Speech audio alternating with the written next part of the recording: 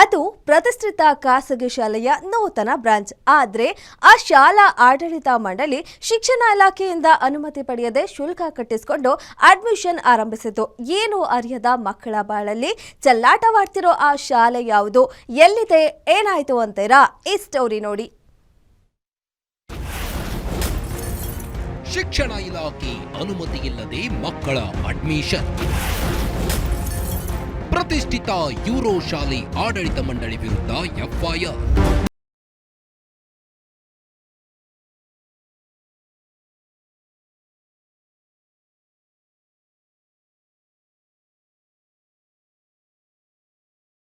ತಾಲೂಕಿನ ಹಲಸಿನಹಳ್ಳಿ ತಿಪ್ಪಸಂದ್ರ ಗ್ರಾಮದ ಬಳಿಯಿರುವ ಪ್ರತಿಷ್ಠಿತ ಯೂರೋ ಖಾಸಗಿ ಶಾಲೆ ಆಡಳಿತ ಮಂಡಳಿ ವಿರುದ್ಧ ಸರ್ಜಾಪುರ ಪೊಲೀಸ್ ಠಾಣೆಯಲ್ಲಿ ಎಫ್ಐಆರ್ ದಾಖಲಾಗಿದೆ. ಶಿಕ್ಷಣ ಇಲಾಖೆಯಿಂದ ಅಧಿಕೃತವಾಗಿ ಅನುಮತಿ ಪಡೆಯದ ಮಕ್ಕಳನ್ನು ಅಡ್ಮಿಷನ್ ಮಾಡಿ ಶುಲ್ಕ ಪಾವತಿಸಿಕೊಂಡಿದ್ದಾರೆ ಎಂದು ಸರ್ಜಾಪುರ ಪೊಲೀಸ್ ಠಾಣೆಯಲ್ಲಿ ನಕ್ಷತ್ರ ಎಂಬ ಮಗುವಿನ ತಂದೆ ದಿನೇಶ್ ಕುಮಾರ್ ಕೂಡ ದೂರು ದಾಖಲಿಸಿದ್ದಾರೆ. ಶಾಲಾ ಕಟ್ಟಡ ನಿರ್ಮಾಣ ಕಾಮಗಾರಿ ಇನ್ನೂ ಪ್ರಗತಿಯಲ್ಲಿದ್ದರೂ ಎಲ್ಲಾ ಕಡೆ ಅಳವಡಿಸಿದ್ದ ಜಾಹೀರಾತು ಫಲಕಗಳನ್ನ ಗಮನಿಸಿ ತಮ್ಮ ಮಗುವನ್ನ 2ನೇ ತರಗತಿಗೆ ದಾಖಲಿಸಿದ್ರು. ಪ್ರವೇಶ ಶುಲ್ಕದ ಮೊದಲ ಕಂತು 25,000 ಪಾವತಿಸಿ ಅಡ್ಮಿಷನ್ ಮಾಡಿಸಿದ್ರು. ಆದರೆ ಶಿಕ್ಷಣ ಇಲಾಖೆ ಅನುಮತಿ ಪತ್ರ ಕೇಳಿದಾಗ ಶಾಲಾ ಆಡಳಿತ ಮಂಡಳಿ ನೀಡಲು ಸತಾಯಿಸಿದೆ. ಕೊನೆಗೆ ಆತಂಕಗೊಂಡು ದಿನೇಶ್ ಕುಮಾರ್ ಶಿಕ್ಷಣ ಇಲಾಖೆ ಆಯುಕ್ತರಿಗೆ ದೂರು ನೀಡಿದ್ದಾರೆ.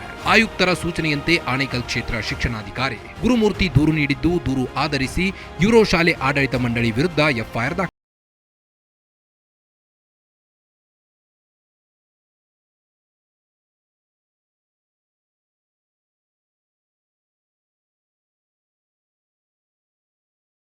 ಶಿಕ್ಷಣ ಇಲಾಖೆ ಆಯುಕ್ತರಿಂದ ತ್ರಿಸದಸ್ಯರ ಸಮಿತಿ ರಚನೆ ಮಾಡಲಾಗಿತ್ತು.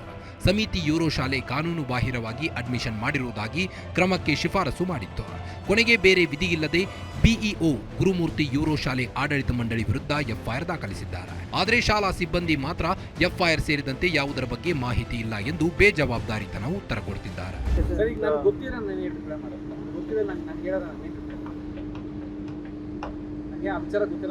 ಒಂದು ಅಡ್ಮಿಷನ್ ಮಾಡ್ಕೊಂಡಿಲ್ವಾ ಸರ್? ಗೊತ್ತಿರೋ ರಿಪ್ಲೈ ಮಾಡ್ತೀನಿ. ನನಗೆ ಗೊತ್ತಿಲ್ಲದ ವಿಚಾರ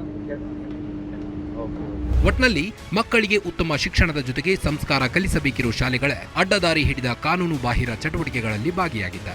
ಅಲ್ಲಿ ವ್ಯಾಸಂಗ ಮಾಡುವ ಮಕ್ಕಳಿಗೆ ಅವರು ನೈತಿಕ ಪಾಠ ಹೇಳಿಕೊಡಲು ಸಾಧ್ಯವೇ ಎಂಬ ಪ್ರಶ್ನೆ ಕಾಡುತ್ತಿದೆ. ಮಕ್ಕಳ ಭವಿಷ್ಯದ ಬಗ್ಗೆ ಚೆಲ್ಲಾಟವಾಡುತ್ತಿರುವ ಯೂರೋ ಶಾಲೆ ವಿರುದ್ಧ ಶಿಕ್ಷಣ ಇಲಾಖೆ ಕ್ರಮ ಜರುಗಿಸುತ್ತಾ ಎಂಬುದನ್ನು ಕಾದು ನೋಡಬೇಕಾಗಿದೆ. Ambareesh Thimmegowda, guarantee news, Anekal.